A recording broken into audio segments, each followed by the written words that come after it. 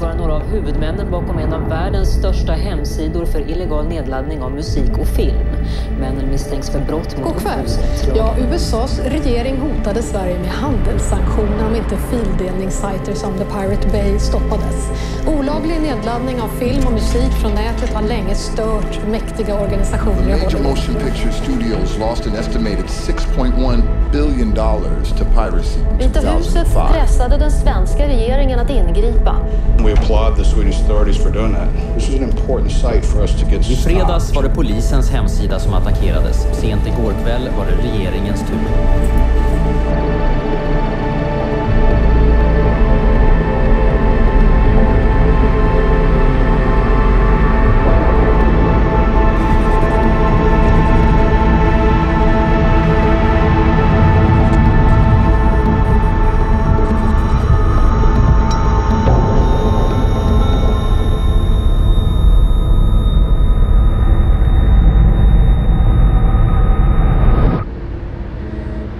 Imorgon så startar rättegången mot grundarna av fildelningssajten Pirate Bay.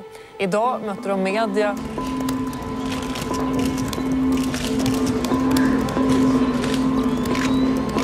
Vad skulle en fällande dom i flera instanser kunna leda till vad gäller Pirate Bay? Ingenting. Vad ska de göra åt saken? De har misslyckats med att ta ner sajten en gång. De kan gärna komma att misslyckas fler gånger. Det är inte Pirate Bay som är i någon rättegång imorgon. Utan det handlar mer om att vi som på något sätt har någon anknytning till Pirate Bay ska in i en politisk rättegång helt enkelt. Det handlar egentligen inte om juridik imorgon, det handlar om politik i första hand. Ungefär hälften av all BitTorrent-trafik koordineras ju av The Pirate Bay på ett eller annat sätt. Och det är extrema trafikmängder. Mellan 22 och 25 miljoner användare just nu, exakt. Användare alltså definieras som en pågående upp- eller nedladdning. Frågan är fri. Ja, varsågod. Var är Fredrik? Var är Fredrik är frågan? Det vet man inte. Han ska vara här, men han är väl antagligen bakför, kan jag tänka mig. Första frågan. Var är Fredrik? Och jag sitter där. Ja. Fredrik brukar ut och festa. Det var liksom mitt svar. Jag vill inte ljuga och säga liksom, att jag vet vart han är. Jag kan inte berätta det liksom. Jag försökte få tag på Fredrik hela dagen igår. Och det ringer honom ett par gånger. Och sen svarar han till slut. Och så säger han: vet du vart jag är? Bara, nej. Jag är på Arlanda i terminalen. Bara, jaha, vadå? Jag sticker nu. Bara, va? Förklarar han mår dåligt. Han har köpt en biljett på fyllan till Kuala Lumpur, Malaysia. Såklart, det är ett namn som klingar så jävla bra också. Liksom, han ska berätta om en escape plan. Och han tänkte att han skulle sticka dit och sen sticka iväg med sin flickvän från Laos. Typ sticka hem till henne och bo hos henne och bara skita i allt. Bara hålla sig undan tills det inte är några jävla krav på honom längre fram. Så men sen bara svarade han på sms typ: jag tror det är Säpo. Planet är trasigt. Han bara okej. Bara, vart är du nu då? Nej, på väg till hotellet så här. Bara okej. Och det var sån. Stort intresse från hela världen idag när fildelningsrättegången startade i Stockholms tingsrätt.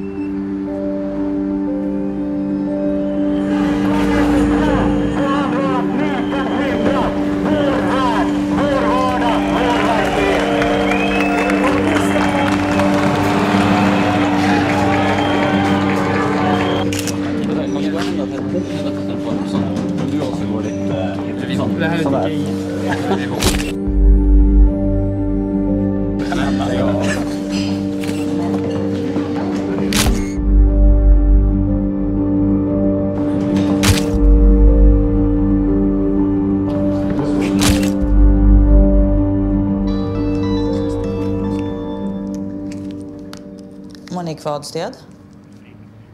Jo, spel också har jag. Spel, inte musik, nej. Men det är vi som har det största skadeståndsanspråket. Jag företräder då några av de stora filmbolagen i Hollywood och det är Warner Brothers, Columbia, 20th Century Fox och MGM. Vi har ju begärt då en summa på 93 miljoner och det kan ju tyckas som en svindlande stort belopp. Alltså och då ska man ju tänka på att det är verkligen en indikation på hur omfattande den här verksamheten är. För det här är 5 verk under 6 månader. Pink Panther, Syriana, det är en Harry Potter-film, Prison Break och Walk the Line. Det finns inga tveksamheter i vad de har gjort. De har bedrivit en kommersiell verksamhet. De har ju tjänat pengar på detta.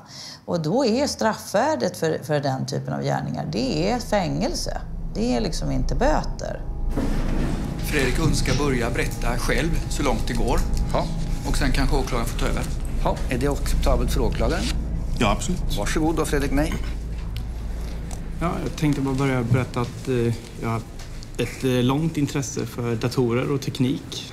Och framförallt internet och nätverk. Och att jag... Ja... Kommer av mig totalt. Ja, du kommer av dig lite grann. Ja, du är... Långt intresse för teknik. Och att det är därför jag har kommit in i Pirate Bay. På grund av mitt intresse för tekniken. Och jag tycker det är väldigt kul att jobba med tekniken. Och för mig är Pirate Bay en teknisk utmaning. Att driva en så här pass stor sajt, att driva en så här pass stor tracker med den tekniska biten. Att få leka med datorer som jag annars aldrig skulle ha råd privat att leka med. Jag tänkte börja med att fråga dig. Det står ju, jag har läst väldigt mycket i pressen om att du beskriver som ett datageni. Hur skulle du själv beskriva din kompetens? Ja, jag besitter ju en viss teknisk kompetens, ja. Och en viss? Vad betyder det? Om du skulle jämföra med andra? Ja, jag vet inte om det här är riktigt rätt tid och plats och medium för att posta mitt CV på, liksom. Men nu frågar jag ju dig bara. Du kan väl svara snällt då? Ja, jag undviker att gå in på den frågan. Den känns för rent värderingsmässig. Alltså den känns för... Rent värderingsmässig. Är den värderingsmässig? Den är väldigt, väldigt svår att svara på. Hur lärde du känna Fredrik och Gottfrid? Det kommer jag faktiskt inte ihåg hur det var från första början, men det utgår ifrån att det var på något chattrum på internet, något forum. Ja. När träffades ni första gången? IRL?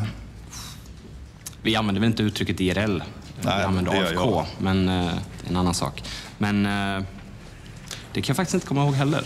Vad lärde känna IRL? Var det så? In real life. Okej. Vi gillar inte riktigt det uttrycket. Vi använder AFK som betyder away from keyboard. Vi tycker att det är på riktigt på internet.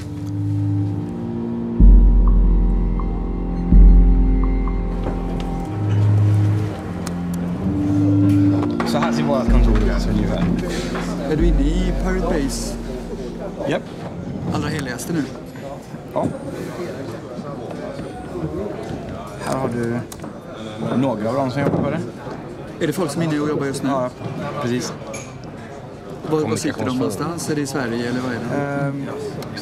Det är nog USA, det är USA eller England, Finland tror jag.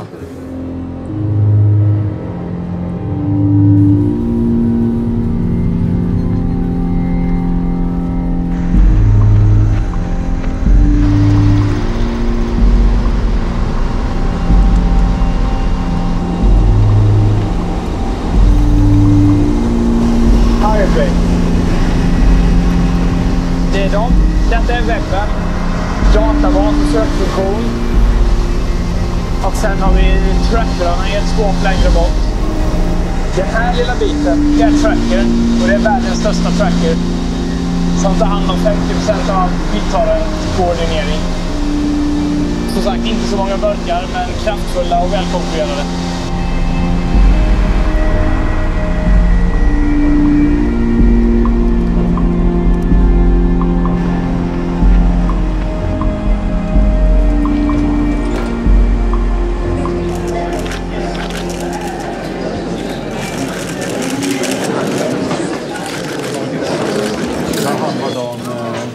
kändes det där inne? Ja, mest långtråkigt hittills.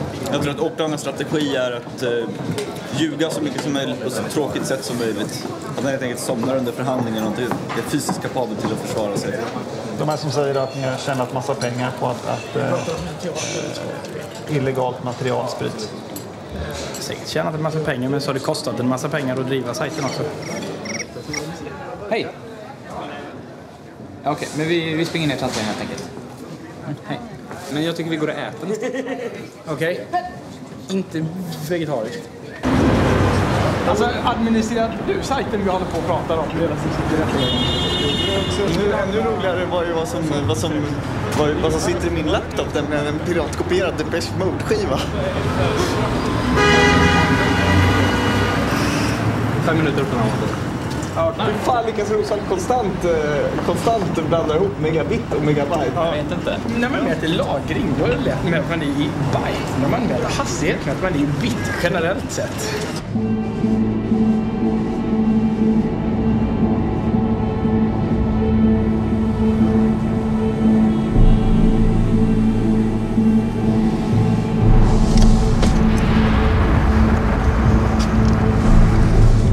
Det började egentligen med att Gottfried hade en sajt som hette America's Dumbest Soldiers.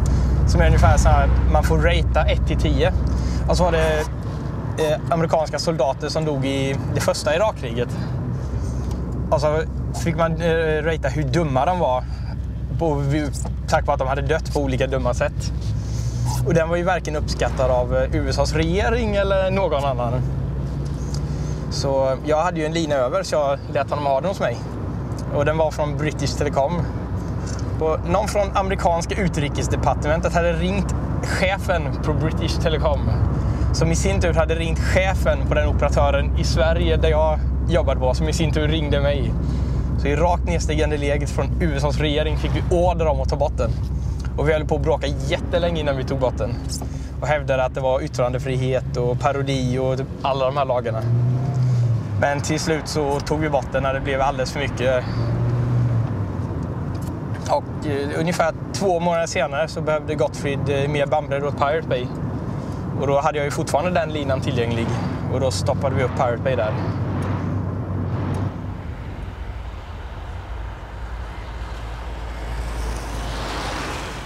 Det är ett förhör med tilltalade Peter Sunde och det förhöret påbörjas av åklagaren som frågar. Varsågod. Tack. Stämmer det att i det skåp där Pirate Bays datorer tog i slag, där fanns en dator som tillhörde dig? Jag köpte en dator som jag gav till Piratbyrån. Ja. Och vad är Piratbyrån för någonting? Det är en löst sammansatt organisation som diskuterar internet.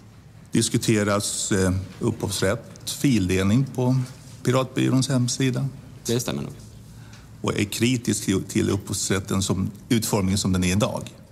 Det vet jag inte riktigt om man kan säga faktiskt. Nej. Det är nog olika för alla individer i gruppen. Vad har du för uppfattning? Det är en svår sak att svara på egentligen. Det är nog... Jag tycker att den kan vara problematisk kanske. På vilket sätt då? Ja, att vi måste vara här idag till exempel visar ju på att det är ett problem.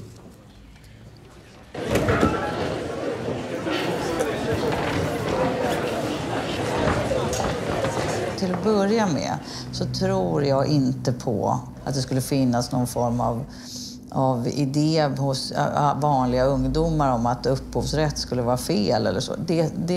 Det tror jag är en myt och den har liksom den här kopimistsekten varit väldigt duktiga på att marknadsföra. Och sen så gjorde vi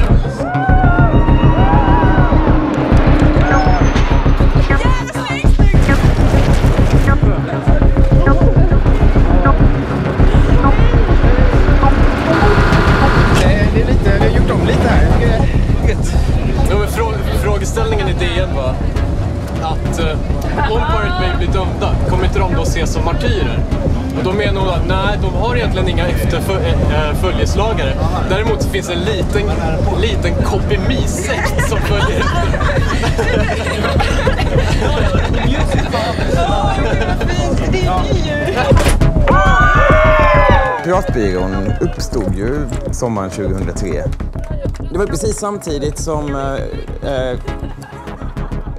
skivindustrin åtalade Napster i USA. Läkemedelsindustrin åtalade sydafrikanska staten för att ha kopierat HIV-mediciner. Namnet var ju givet, liksom. Namnet Piratbyrån.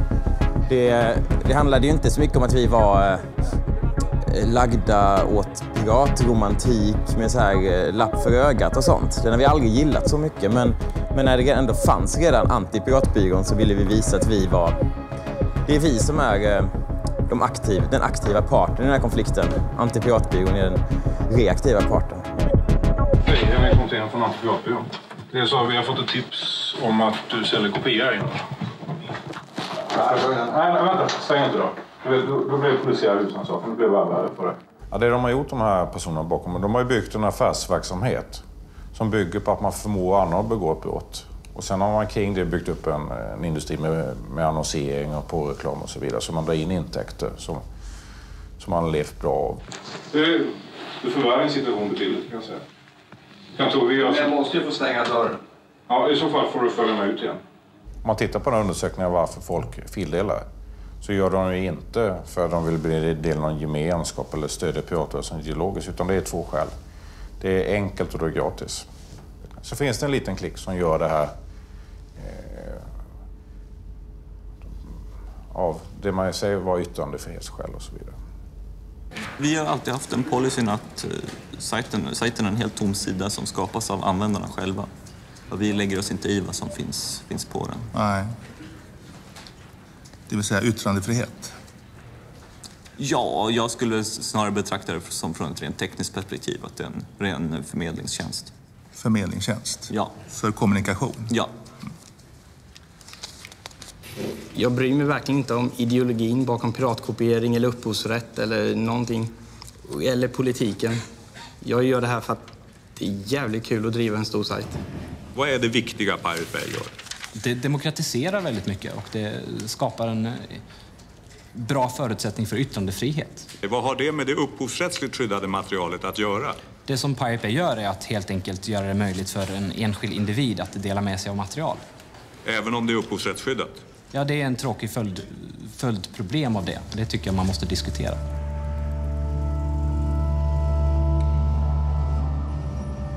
Vad hoppas du på? Jag hoppas på att vi inte har ett totalt övervakat nät som är begränsat. Och det är väl den största frågan just nu, att upphovsrättsindustrin gräver en grav för internet. De tar inte hänsyn till samhällsnyttan av ett fritt nät. Det är väl det stora problemet, att det är gamla människor som sitter och styr i bolagen som vet hur man tjänade pengar förr och inte vill förändra sig. Liksom. De är rädda för förändring. De är lite som Amish-folket. Liksom. De vill inte ha elektricitet, för de vet hur man gör saker utan. Roger Waters kallar säsong 9. Den som laddar ner en film, tror du att han sen går och köper samma film? Att han ska gå och köpa? Ja, eller på något annat sätt. Det är mycket möjligt. Och det beror på kanske kvaliteten. Om han blir väldigt intresserad och vill ha en jättebra kvalitet. Om man har ett DVD som har extra material i. Det är väl det. Det gäller att öka värdet av de produkter man säljer så att det funkar som marknadsföring i så fall. Om man ska lyckas anpassa sina affärsmodeller till den nya världen. Tack så mycket. Jag vill först ha det sagt att anledningen till att jag ringde till din institution och ställde de här frågorna, det var att vi inte kunde få fram ett komplett CV på dig. Och du har uppgett dig vara professor här i rätten, och då på institutionen svarar man att du är tillfällig gästprofessor. Och det är alltså bakgrunden till de. Vet du hur man använder Google? Då kan man hitta en CV väldigt enkelt på mig. Jag tror vi hade lämnat den frågan. Nej, men jag tror det också. Men, ja, men då är vi överens om det. Bra. Då har vi lämnat den frågan. Tack, herr ordförande. Tack. När du fick den här tjänsten, fanns det några konkurrenter till den tjänsten? Jag trodde vi hade lämnat den här frågan, herr ordförande. Det är en fråga jag vill ha svar på. Har du möjlighet att svara på frågan? Det har jag ingen aning. Jag blev ombedd att komma dit. Jag gick igenom, nu ska vi tillbaka igen på det här, exakt igenom samma urvalsmetod som varje professor på KTH. Alla mina skrivelser fick lämnas in. Vi hade 3 professorer, 2 internationella experter på det här som bedömde att jag var en sån person som skulle ha det här tjänst. Tack så mycket. Du ska gå fort om du bara svarar på frågorna. Alltså det är ju hur långt kan man gå? Ja, jag har ingen svag över ditt resultat som du för fram. Så man har ingen angreppspunkt där. Man försöker angripa på det personliga planet. KTH, Kungliga Tekniska Högskolan, professor Roger Wallace. Jag tycker det är sjukt att attackera den akademiska världen så här.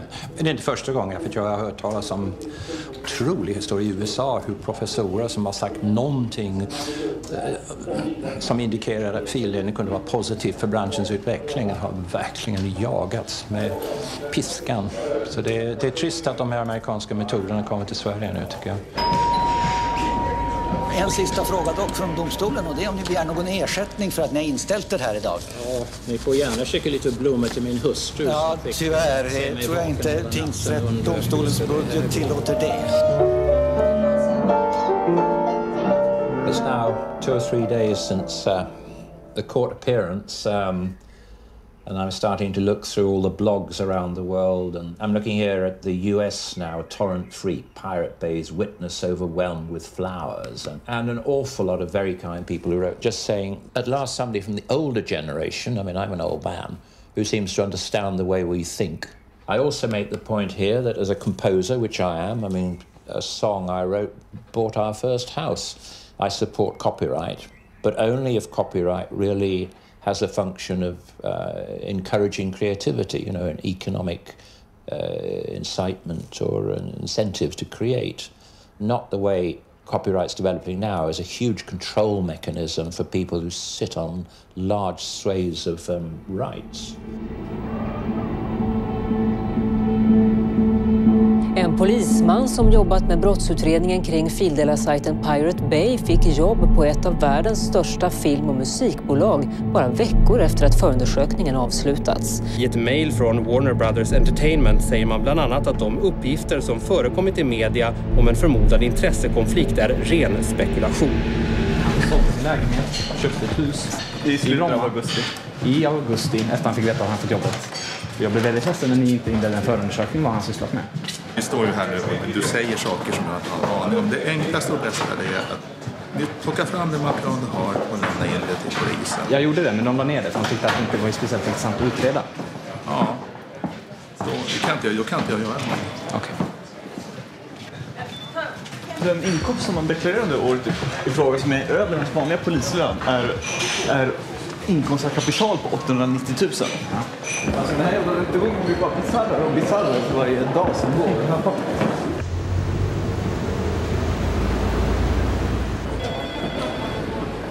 Jag tror elen har gått på Pirate Bay igen. Men varför andra automatsäkringar? Man använder inte automatsäkringar. Därför de sitter på ellistorna. När automatsäkringen har gått typ 5 gånger så funkar den helt enkelt lite längre. Då måste man byta ut den. Då måste man bryta all ström. Mina laptops går bara sönder så jag hinner aldrig klistra något på dem. En spillde jag gin och tonic i, en spillde jag öl i och en trillade jag över och spräckte skärmen på. Finns det velan och så här? Ja, man busar. Gör de inte? IFK fick vela 0, Ki, S, kolon, bambuser. Men för i helvete! Jag har abstinens! Jag har inte nätat på hela dagen.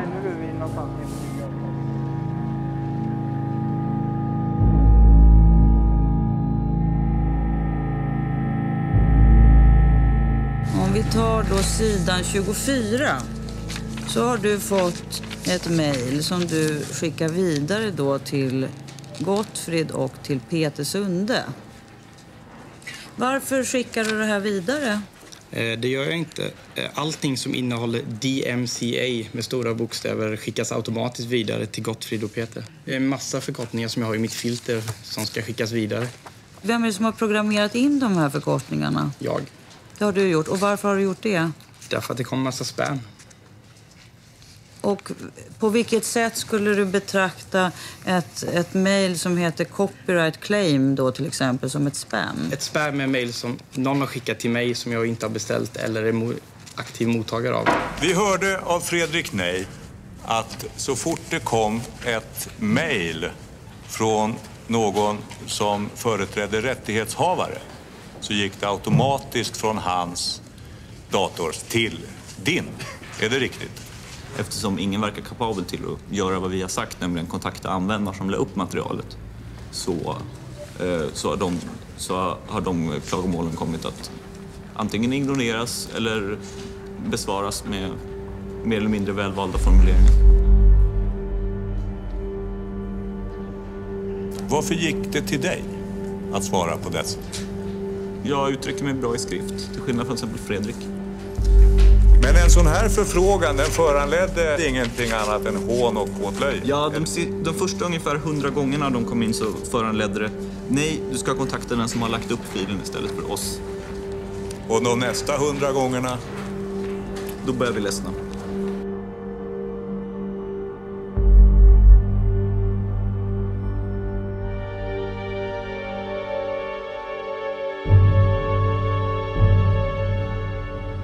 PRQ-bolaget var väl ett webbhotell, va?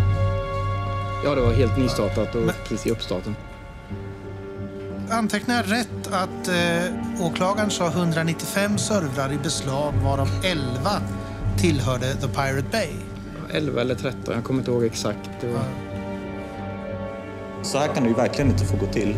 Det här är ett riktigt rättsövergrepp. Jag menar, de ger sig på ett företag som inte har något med The Pirate Bay att göra, och The Pirate Bay inte stod bara för att delägarna har varit med och hjälpt till med Pirate Bay på ren hobbybasis. Tack vare raiden så fick ju PRQ väldigt stor uppmärksamhet och alla visste att vi aldrig lämnade ut något till polisen. Till exempel hela kunddatabasen var krypterad. Polisen beslagtog alla servrar i hela serverhallen och de fick aldrig ut någon kundinformation. När Pirate Bay togs ner efter beslaget, då hade ni väl inga servrar kvar? Det stämmer. Ni var uppe igen efter 3 dagar. Hur fick ni servrar? Vi leasade servrar av ett företag som heter Enforce i Holland, som är ett co-location-företag. Hur mottogs det? Med jubel. Jag kan med glädje idag meddela att The Pirate Bay är uppe igen. In your face, followers.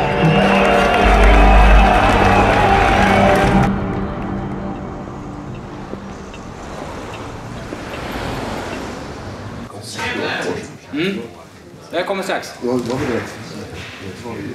Det har ni varit emot, i alla fall mot mig hela tiden. Jag får brev hem från era advokater. Så Hanoski och sånt där det står att svensk lag kan inte skydda dig. Amerikas lags långa arm ska komma och ta dig. Ni skickar privatdetektiver efter oss. Jag har haft privatdetektiver utanför mitt hus 2 gånger.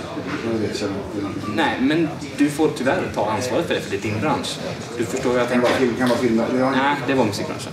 Men det här med musik och film är inte intressant för Pirate Bay, utan Pirate Bay är ett vanligt medium för att distribuera alla typer av filmer. Och det blir så dumt när folk här skulle uttala sig och säga att Pirate Bays uppgift är att se till att sprida illegala filmer som bara handlar om musik. Då är det så här, okej, min värld är så här lite. Det är det som ni förlorar på hela tiden. Om man istället säger bra med filmdelning och sen kan vi försöka komma på ett sätt ihop och låta artister känna med pengar. Men ni gör ingenting med det. Ni tycker det och sen så, ja men vi stämmer alla som använder det. Nej, det gör vi inte. Helst skulle inte vilja döma en enda person. Helst skulle jag vilja att musikmarknaden i Sverige, att folk bör respektera upphovsrätten.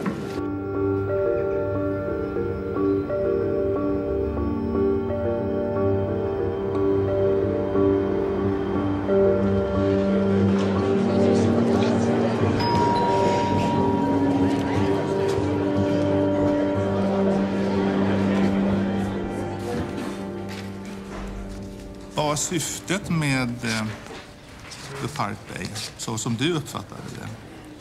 Vi pratade aldrig om sådana där saker som syfte, om det kan ha varit att reformera någon lagstiftning eller att det kan ha varit att någon är ilska mot några amerikaner eller vad det kan vara. Jag vet inte riktigt vad syftet från deras sida var.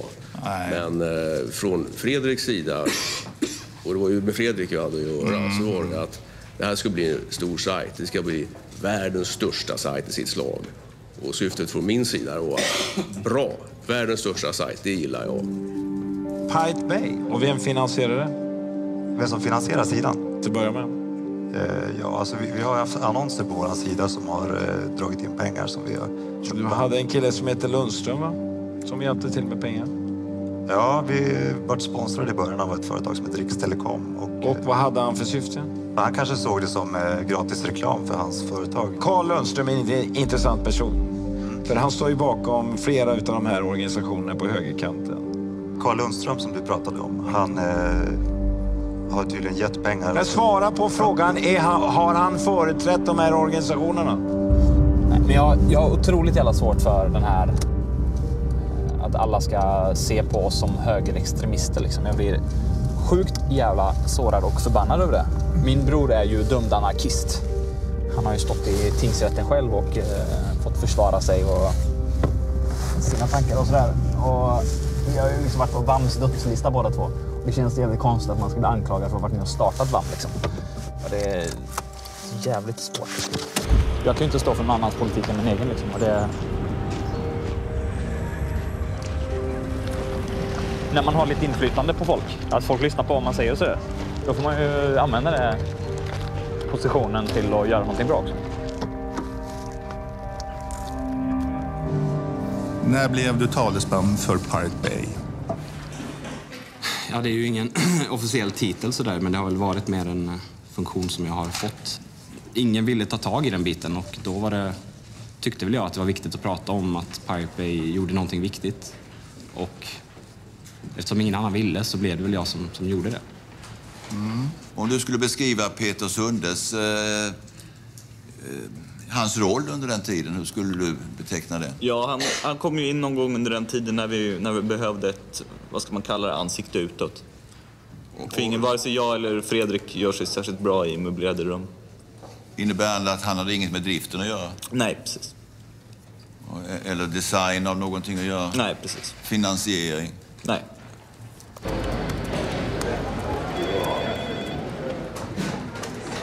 Det är AIM. Ja. Du sa till mig att det var M sen. Ja, fan, vad är skillnaden? Det är två olika nät. Det är typ så här, ja men jag är på Irknet. Nej, men du är på F-net. Ja, men det var skillnaden. Men kom igen. Det var ju Moderna Museet. Men du är jättehög, du får inte i huvudet. Ja, du är jättehög. Jag är halvt döv så jag pratar högt. Men du pratar så jävla högt, jag blir döv. Han vill sprida sin del.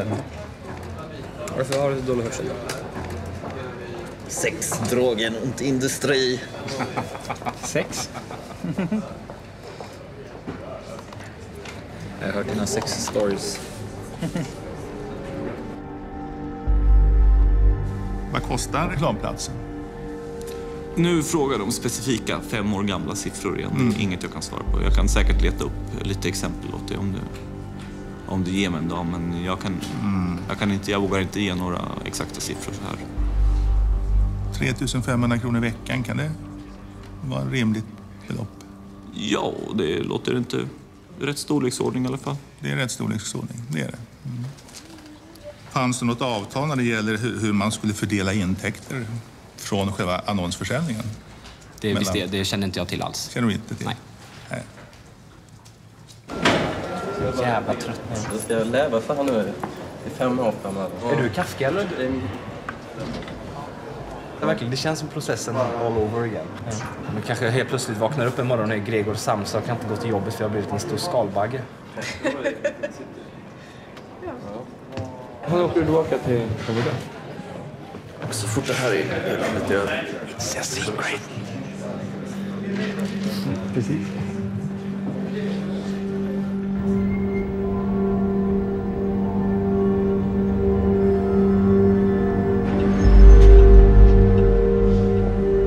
What are your thoughts in general about the case? It will be nice that it's finally over. Tomorrow it's just half the day and then it's just the closing arguments and then we're finished. How much money are they looking for? They want about 20 million euros in damages. But good luck finding that money at me. I don't have that kind of money. If they knew that our entire office is a chat room on IRC,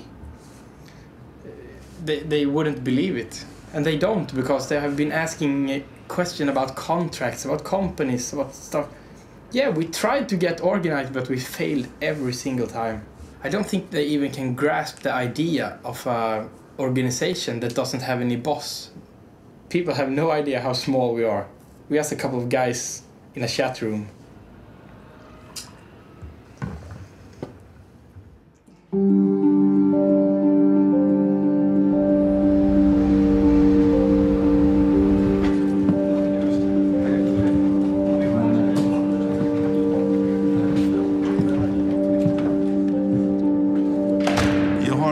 Påstått att vinningen av verksamheten inte understiger 1,2 miljoner. Och då har jag räknat jättelågt. Svartholm Varg uppgav i sitt förhör att priset per vecka för en annons på Pirate Bay var 3 500 kronor. Utlåtandet från SKL visar ju att antalet annonser vid tillfället för beslaget det uppgick till 64 unika annonser. Om man sedan gör en enkel matematisk applikation så ser man ju här 3 500 kronor multiplicerat med 64. Det blir alltså 224 000 kronor i veckan. Multiplicerar man det beloppet med 52, det vill säga antal veckor per år, så är alltså intäkten 11,6 miljoner kronor. Då är Pirate Bay inte någon ideell verksamhet, utan det är en ren affärsverksamhet.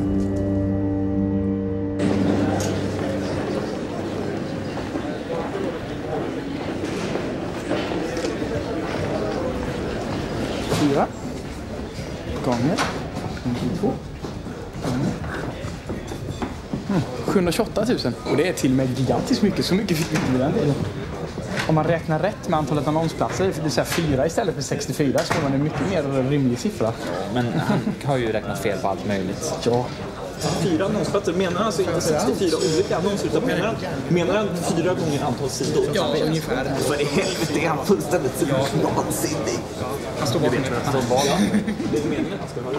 Det är en pedagogisk poäng. Men ska vi gå och ha en sån, alltså vi tänkte ha en Babusser-presskonferens. Nej, när de kallar oss för organiserade hela tiden. De förstår inte hur skrattretande det är, för det är minsta det är. Vi är brottsligt, så det är inte ens organiserade. Disorganiserad brottslighet. För dig, menar du? Eller för alla? Ja, jag tror ni blir fällda. Det tror jag verkligen. Okej. Får inte ta en bild på Månkan, hon äger sin upphovsrätt på sin egen bild. Nu går jag. Hej då. Hej då. Vill du ha lite hjälp? Här. Det är den enda hjälpen du får av mig någonsin. Jag är snäll. Jag har kvar min själ också. Ja, nu kommer Fredrik. Ska vi dra nu? Nu drar vi. Okej, pass in. Let's go. Ja, men alltså då ska vi räkna ut hur mycket pengar vi har tjänat. Då börjar vi med en exponentialfunktion. Men du kan lägga till gånger runt 64. Ja, och för en så väljer vi ett slumptal. Mellan 100 och 52 000. Kodar du på svenska? Sen tar man kvadratroten ur det och så ser man hur mycket Monix Sky kostar. Svaret? Ja. Gör det matematiskt korrekt nu också. Nej, inte fri.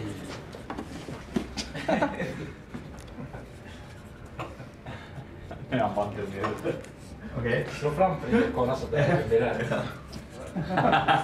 Okej, jag får lite cred. Det sitter liksom i muskelminne. Jag kan skriva talet men inte skriva det från hand. Jag måste liksom emulera ett tangentbord. Så vad gör alla den 17 april klockan 11?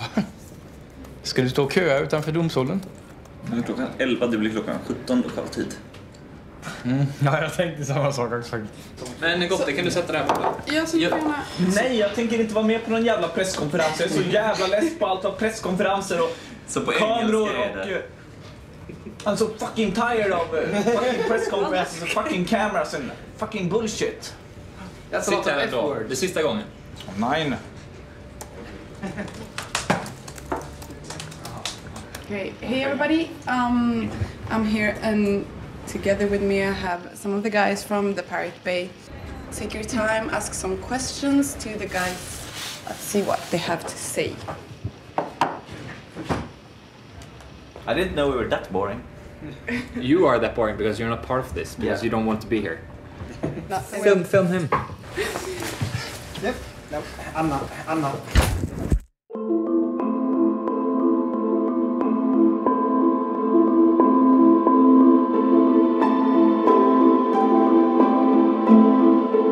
Och idag slutligen avgörs om männen bakom fildelningssajten The Pirate Bay är skyldiga till upphovsrättsbrott eller inte. På svt.se får ni följa i direktsändning när domen meddelas klockan 11 på förmiddagen. Nej, men... Ja, men som sagt, var inte orolig för mig. Jag är inte på mig själv så. Vi hörs sen. Ha det gott. Hej. Pappa var nervös än vad jag är.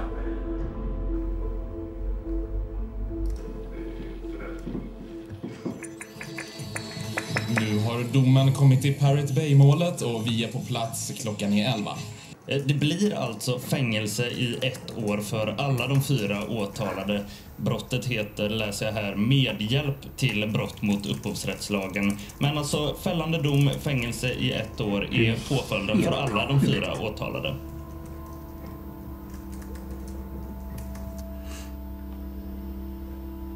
Ja, detta måste ju vara ett skämt nästan.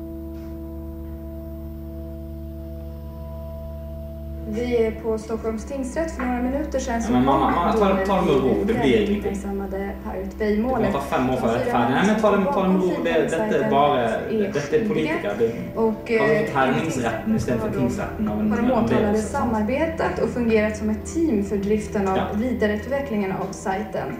De har haft kännedom om att upphovsrättsmaterial har fildelats och därmed så anser rätten att de uppsåtligen främjat andras upphovsrättsintrång och alltså är skyldiga till medhjälp till brott. Ja, tingsrätten har idag klockan 11 meddelat dom i det så kallade Pirate Bay-målet. Och i målet uppskattat skadeersättningarna till sammanlagt drygt 30 miljoner kronor. Fuck you. Det är fan ett bra jobb i Hollywood sen. I'll come back to you. Alltså det är ju helt galet.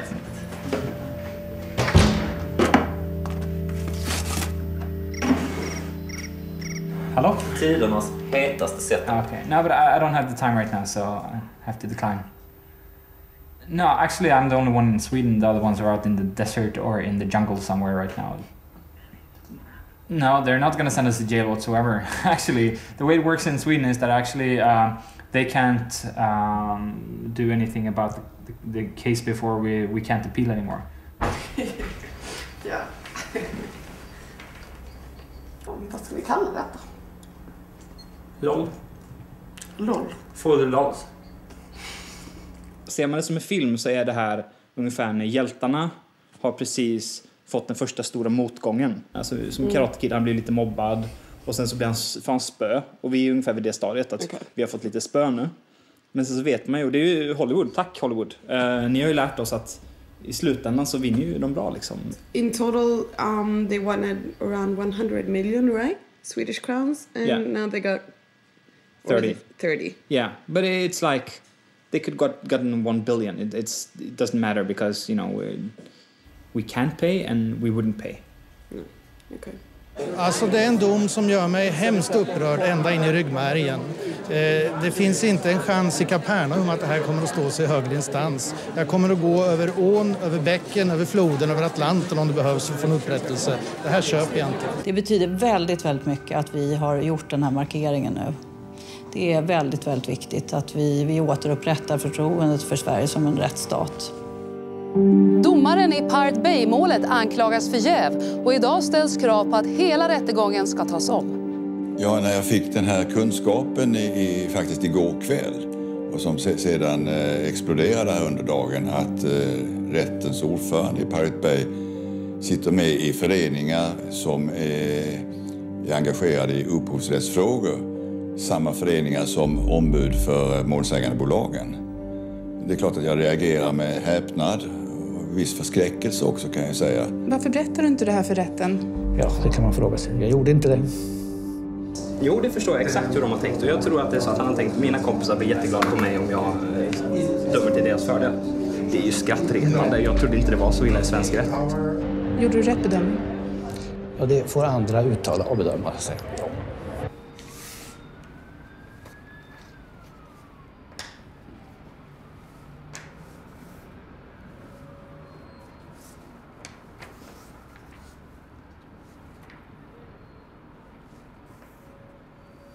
Ja, det är Thomas då, domaren, som är då domaren då i tingsrätt. Han är ju då medlem i den här Svenska föreningen för upphovsrätt då, det är ju den som är själva grejen då. Han sitter ju då också i styrelsen för Svenska föreningen för industriell rätt. De här två föreningarna har en tidning tillsammans, NIR, samt att alla de här advokaterna som biträder då åtalet, Peter Danowski, Henrik Pontén och Monique Wadstedt, också samtliga är medlemmar i den här föreningen.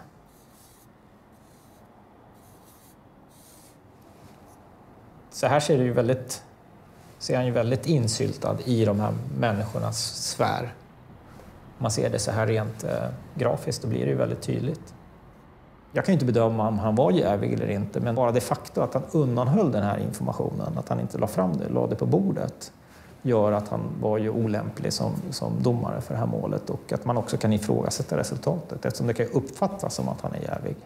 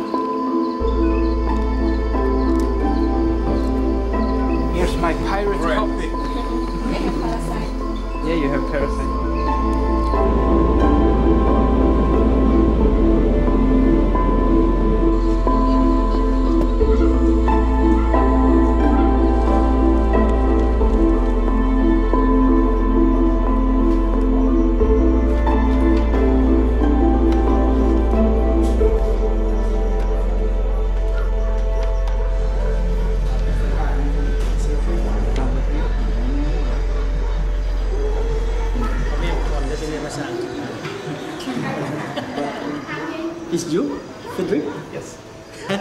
What's your job? IT engineer. Internet.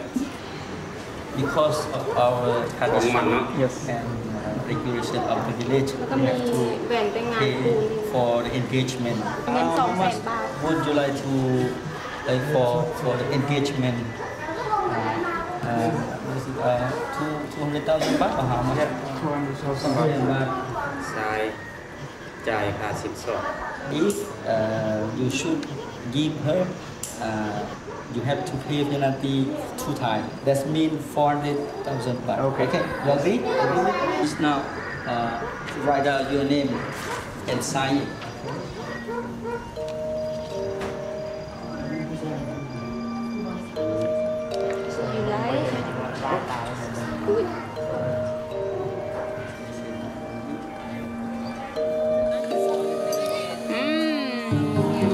Yummy. Hello.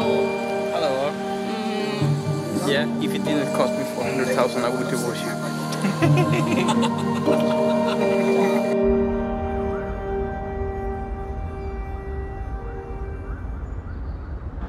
Det är som vanligt när det gäller Pirate Bay. Det är kaos och det är fulspel. I måndags så kom det ett beslut från Stockholms tingsrätt, avdelning 5, där Thomas Nordström är chef. Och beslutet var att Black Internet AB, som var Pirate Bays ISP, inte längre får vara det. Och om de skulle ge access till Pirate Bay så ska de betala 500 000 kronor om dagen i vite. Då blev det rabalder. Så de försöker finta juridiskt och vi försöker finta på ett bra sätt tekniskt. Så det är hela tiden en sån, vad ska man säga, ett taktiskt spel med olika vapen. Så vi märkte att Pirate var nere. Då letar vi runt. Vi har ju alltid backuper liksom. Och så kommer jag på att Piratpartiet har ju registrerat sig som en ISP. Piratpartiet jobbar för förändrad syn på upphovsrätt, ett öppet internet och fri tillgång till kultur. Då kom jag på att om vi skulle ligga hos Piratpartiet så betyder det också att om deras internetleverantörer i sin tur väljer att klippa deras kablar så klipper de bort hela Piratpartiet.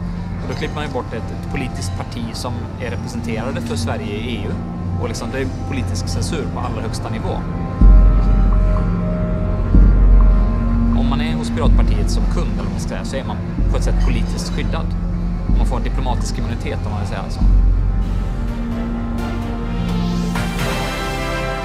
Ja, efter dagar av spekulationer så kan Rapport nu avslöja att Piratpartiet tar över ansvaret för säkerhet och drift av sajten Wikileaks dataservrar. Wikileaks kopierade ju, eller om Piratpartiet kopierade, man återupprepade det som man har gjort med Pirate Bay, att man helt enkelt lät Wikileaks vara skyddade av ett politiskt parti genom att ha samma internetuppkoppling som dem. Och alla läckor som finns på Wikileaks har de även släppt via Pirate Bay därför att det är ingen censur där. Och Gottfried han är ju bra på teknik och kryptering och allt sånt, så han har hjälpt till med olika viktiga projekt som bland annat då Collateral Murder-filmen som gjorde Wikileaks superkänd över hela världen. Clear. Firing.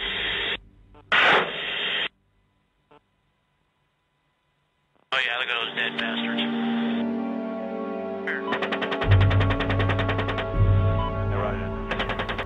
So Julian has a lot of respect for Gottfried. Yeah, I remember when Gottfried said, yes, a new customer, WikiLeaks, and they need some help because they're like under more attack than ever. Well, the first time I really got in contact was when we had to pay a bill, which I still remember, because no one, and that was a constant problem we had, no one remembered the stupid customer number, and no one wanted to say anything on the phone and stuff. So I remember in 2008, I flew to Sweden to pay the bill in cash. Oh, okay. Because Gottfried always said he didn't want to have money from WikiLeaks. Oh, but we paid, I mean, I flew there and I paid for 1 year and I paid for a bit in advance. Okay. So, well, Julian was with me. He flew in as well. And then we arranged this meeting with Gottfried to hand over the money. And this was one of the weirdest incidents in my life. He came to the hotel and he had someone waiting outside in the car. And they had some kind of agreement that Gottfried would always be near a door, near a window. And so he stood there in this lobby with his long hair, and he looked completely strange, and he behaved really strange. Yeah, and then every half a minute he turned around to see if the guy in the car was still there. And Julian and I, we were standing there, and we thought we would just, I don't know, go hang out or something like this. So we asked him if he wants to come up to the room where it's a bit better than standing in a hotel lobby, and he was all like, no, I can't leave. You're turning around all the time. Oh, that was strange. Never heard that before. And then handing over some cash, and the guy left and jumped in the car, and they drove off, and we felt like, okay, well that was meeting PRQ for us. Ganz herzlich willkommen, Peter Sunde. Peter, first question. Are you a killer that ruined the whole industry? Well, I would love to take credit for it, but I can't. Sorry, they did it themselves. There is a law case now with you. Just one? Yeah, well, I don't know how many, but some discussions going around. You had a new idea, Flutter. Yes. Let's go to this. Well, it arrived from the discussions we had with the Pirate Bay that we were kind of two sides. One side said there is not a real problem with people downloading, and the other side said, well, we're not making money from the internet, so we're not going to survive, and that's a problem. And there was nothing really happening. Can you, in short terms, explain as Flutter how it functions? Well, so essentially, you as a user sign up, and you put money into an account, and you decide how much money you want to spend per month.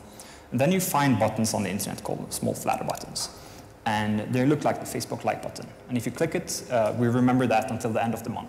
And then in the end of the month, we see how many clicks you did, and we share your money equally amongst all of them. Where is the money going to? Well, it's going to the creators. So that's kind of the whole concept.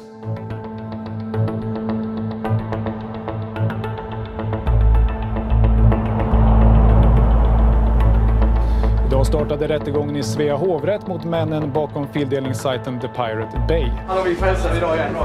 Tjänare. Fan, är det ett slaget gäng här? Alltså, jag har slagit till med full kraft. Helt genomsvettig.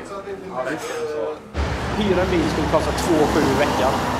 Jaså? Den köpte jag för 4, så har jag den i 6 veckor. Nej, den är inte avstängd. Nej. Den är till och med skattad och besiktad från december. Där har jag 50 miljoner kronor på mig, så gör lite trafikförsäkringsföreningen, lite parkeringsböter. Det stör mig inte så jävla mycket. Oj. Då ska vi till Svea hovrätt.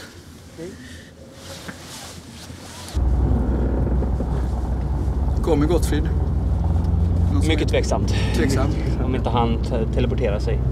Okej. Han skrev i morse att han låg på ett sjukhus med parasitinfektion i Kambodja. Jaha. Eller? Ja, det är nog högst otroligt att man skulle komma. Har ni några andra pågående rättegångar? Ja, det är ju tvistemålen. Just det, de pågår bara idag. vitesgrejerna. Men hur många är det egentligen? Ja, en i Italien, en i Holland. Danmark som inte vi kallar det i. Finns ett i Norge som inte vi kallar det i. Irland. Något mer.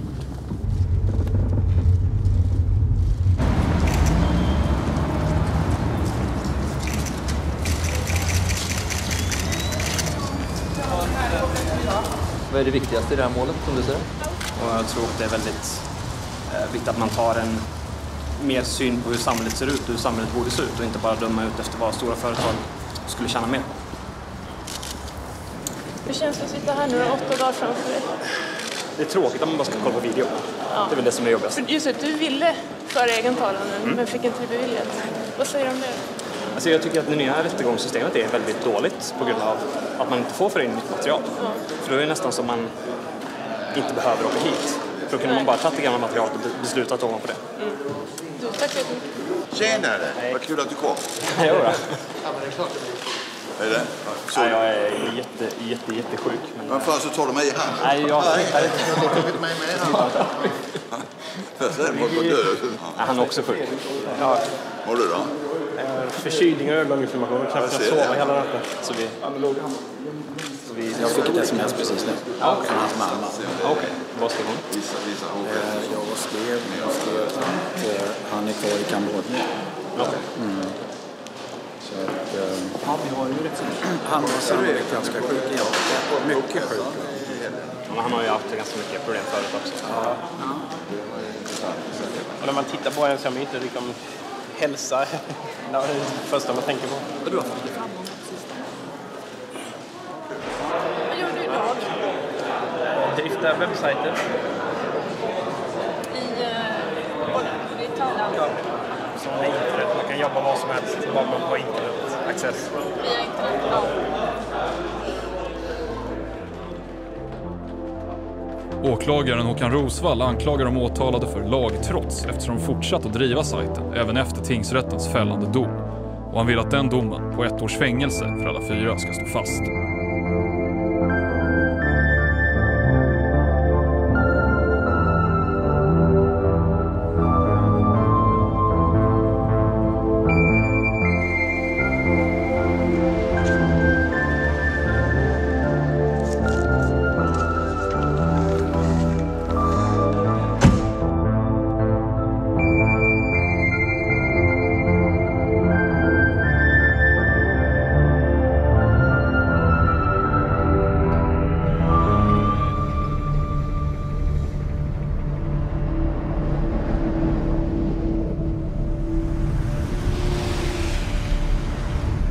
Just nu står tunnelburken i Pionen hos Piratpartiet.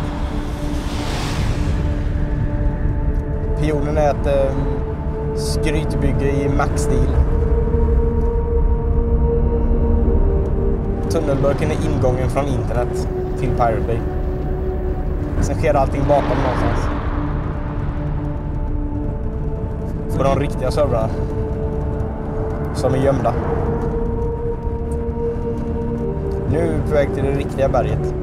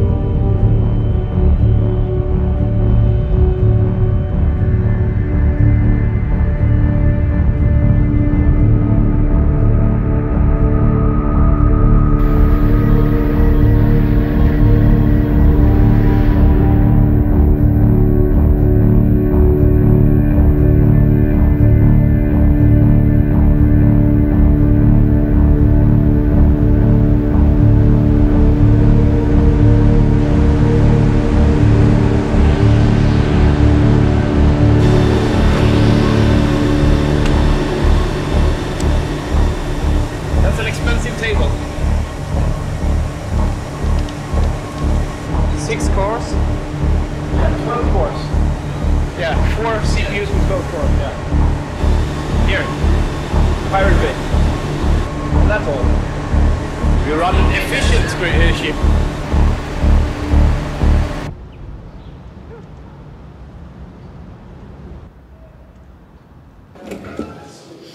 Men de som nu äger, vad har de sitt säte i? Jag vet inte. Kallar det Piratpartiet. De postar ju brandmännen just nu. De har pratat. Det har ju även gått vidare. Sen vi skickade det vidare. Hur de skickade vidare en gång eller 2 gånger. Det hänger inte med i alla svängarna längre. Vi saknar ju Piratpartiets engagemang från tingsrätten med bussar och... Bussarna var piratbyrå. Var piratbyrå? Okej, ja. Och trumpeter och saker. Flaggor och grejer. Ja, det var piratbyrå. Vi känner oss lite bortglömda nu kanske. Själva piratrörelsens idé om att slåss just för fri fildelning känns ju inte särskilt rumsren längre helt enkelt. Det var en liten fluga som dök upp. Jag tror inte att det var... Jag har aldrig trott heller att den skulle liksom överleva.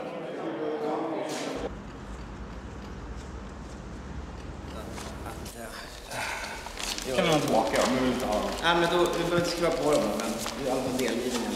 Ja. Hur går det ihop? Det går ihop.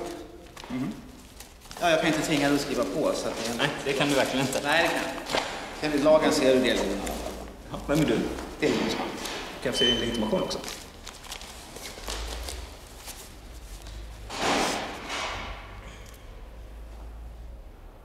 Kan jag få din... Jag vill gärna se din sista 4 också. Ja, det är för. Ja. Sen borde du sluta röka, det är inte väldigt bra för hälsan. Nej, det känns. Det känns väldigt mycket. Ja, men det är ett stressmoment. Vad sa du? Det är ett stressmoment för mig också. Det är det? Det känns lite taskigt att göra så här. Ja. Men du får bra betalt? Nej. Varför gör du då? Jag har ett jobb. Har du barn? Ja. Då förstår jag det. Men du kan skaffa något bättre jobb. Ja, fundera på det. Men vad är det för Danovski? Det står inte Danovski där. Nej, men det är någon som har skickat mig. Jag vet inte, jag har inte läst vad det handlar om. Så du vet inte vart det kommer ifrån? Jag håller med. Ja. Lycka till. Det är ett kul jobb, man. Tycker du? Ja. Det gör inte jag. Jag är ungefär som lapplis. Men såg du debatten i tv i morse? En ung tjej, hon sa det väldigt bra. Hon sa att det handlar inte om att unga människor vill begå brott. De har bara ett annat konsumtionsmönster. De vill helt enkelt bara konsumera film och skiva på det sättet. Och då är det hemskt att jaga dem. Då måste marknaden anpassas istället.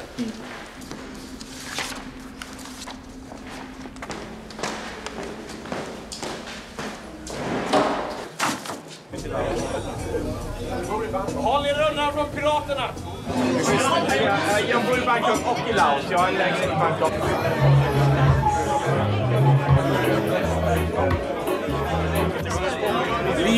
Livet är fetare än internet, kan jag säga. Det är antagligen en väldigt radikal ståndpunkt för den här kretsen. Efter att kalla kriget tog slut så var man tvungen att uppfinna fiender som inte ens liksom går att döda. Terror, piratkopiering och droger. Vi kan konstatera att PK har haft kunder som vissa har velat koppla både till terror, piratkopiering och droger. Det går inte att förneka riktigt. Och jag skulle gissa alla 3 samtidigt för en enda enskild kund. För det är en bra trifactor. Han är pirat, han är knarkare. Och alltså när man pratar med honom så blir man ju lite rädd när man ser på honom. Ja, han är taliban kan man ju säga. Ja.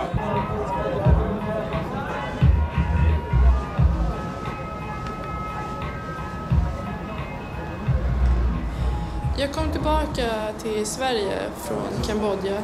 Jag har varit där i en månad ungefär. För att jag har varit väldigt orolig för Gottfrid och hur han mådde. Jag vill inte gå in för mycket på... Men bruket har inte varit konstant. Alltså det har varit då och då kanske. När någonting behöver verkligen göras klart så har det varit att han fått press av sitt jobb.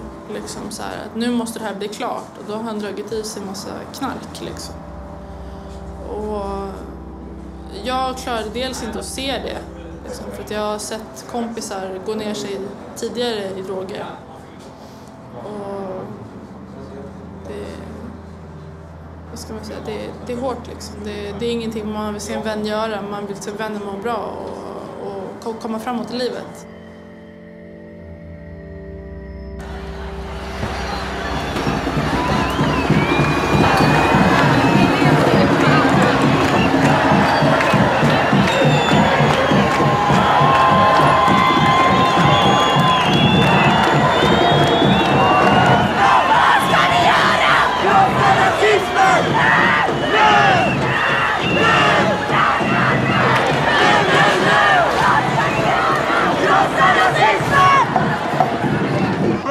Is a fucking vegetarian leftist bitch-ass bastard. He got balls because he's in the Pirate Bay, right? He's giving all the interviews. He's still a bitch. He does it because of ideological pussy-inflicted instincts. He needs to look himself in the ass and take his own life in his hands. Om man är på riktigt har tagit en öl eller två, då blir han den jobbigaste människan på jorden. Och problemet är att han tar en eller två öl åtminstone varje dag. Isn't there some connection to right-wing parties in Sweden? Carl Lundström, one of the co-defendants, he was before a right-wing extremist.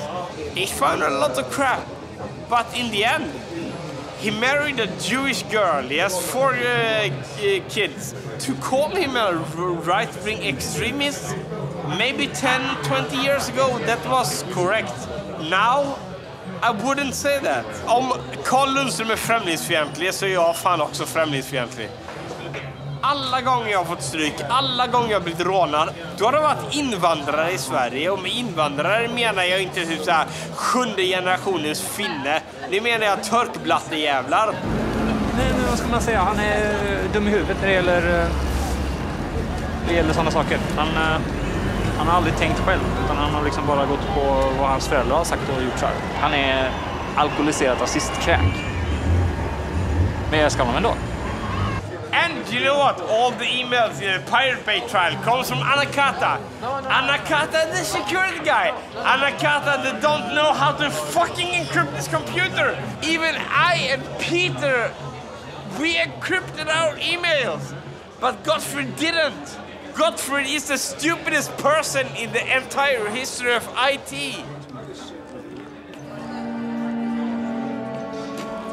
And yeah, the Pirate Bay is really tight.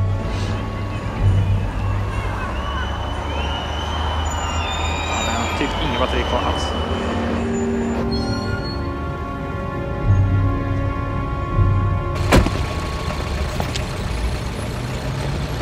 Det är förvånande att det inte är några kameror.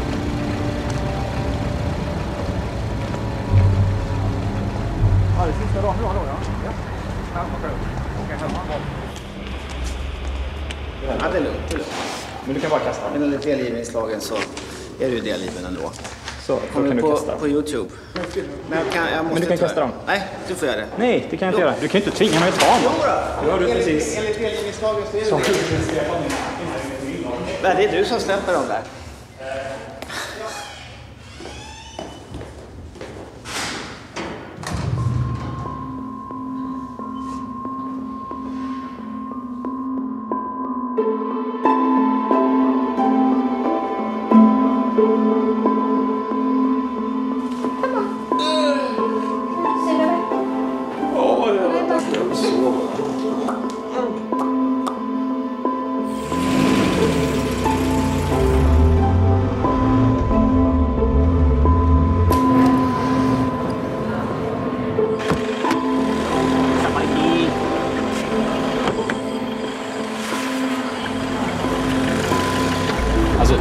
När jag vinner imorgon så ska jag stämma dem på många miljoner. Alltså.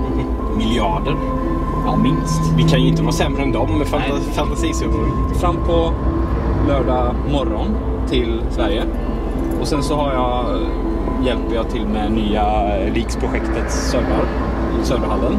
Alla har ju lämnat Wikileaks förutom Julian och kanske förutom Anakata för att han är ju för kär i Julian liksom. Fan, blinka om du ska svänga, ditt jävla gullu-anus. Men god damn it! Thank you. Hello. How are you? I'm fine. Hey. See you again. You're good?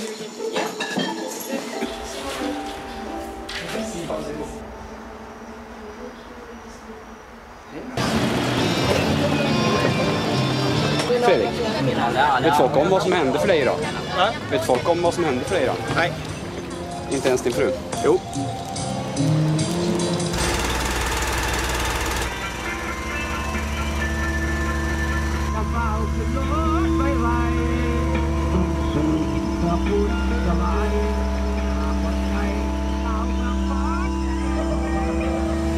Jag vet inte. Så för Fredrik är det lätt i alla fall. Bara skita i att åka hem ett tag. Det är ingen större skillnad. Skit i, jag har inga planer att åka hem. Jag vet inte. Alltså jag har ingen aning. Jag vacklar lite fram och tillbaka. Men jag går inte med på att bli dömd. Jag kan ta ett fängelse. Men alltså, varför göra det om jag inte behöver? Det finns verkligen ingen anledning för dig att göra det. Nej. Titta er omkring. Varför skulle jag inte stanna här i 5 år?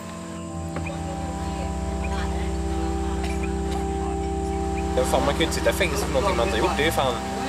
Man måste vara i politisk exil. Det är ju det handlar om. Jag vill ju inte bli martyr. Jag tror inte jag blir fälld heller. Men... vi får se.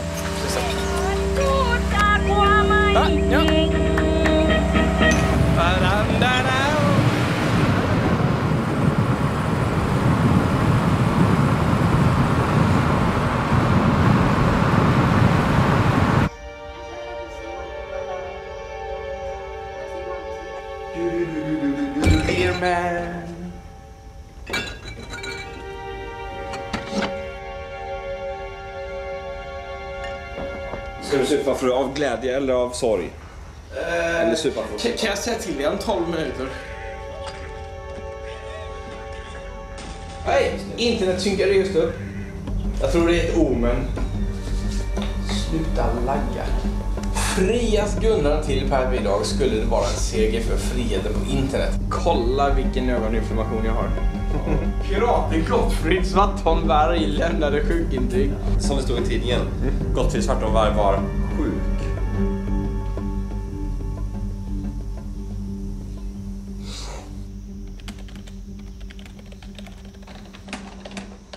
Sänktes beträffande, men skadestånden höjs. Domstol, de aspekter. Vi dömdes allihopa. Va? Vi dömdes allihopa. Domstol.se, spam. Kopiera länken. Nej, men kopiera länken under. Den.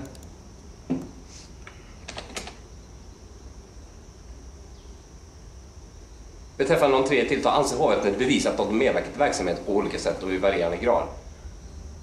Fredrik Nej döms till 10 månader, Peter Sunde till 8 månader, Carl Lundström till 4 månader. Från 32 miljoner till 46. Han är inte med. Ja, just det. Från 32 miljoner till 46 miljoner. Ja, men det är ju bara... Shit, alltså. Ja, då förlorar vi. Jävla idioti alltså. Jag ringer min mamma. Nej, jag tänkte bara ringa och säga att ni gav fängsel fortsatt, men ni sänkte fängsel. Ja, men vi ska lova klagelse med 8 månader istället för 1 år. Men jag ville bara ringa och säga det. Jag är 20 ord och sånt, så tar det med. Jag har 950 sidor som jag må läsa och jag tänkte läsa det några med. Okej, ha det.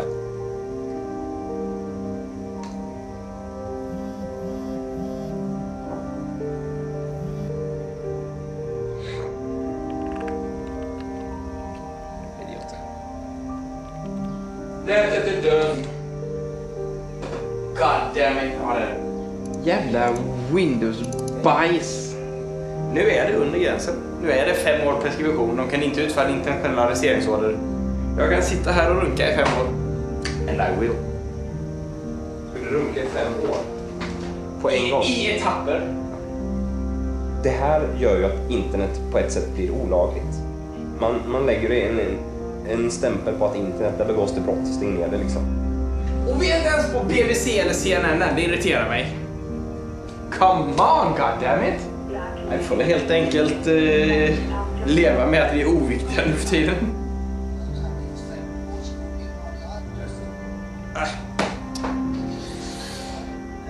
The Bay. När får vi nät igen då? Klockan typ 2 timmar.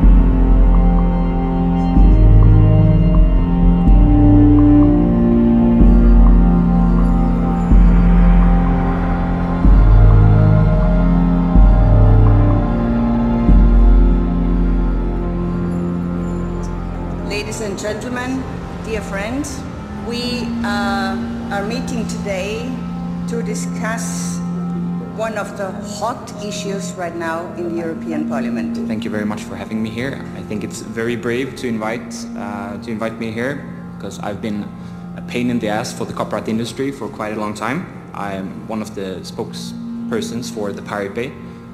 The Pirate Bay is the largest peer-to-peer file sharing system in the world.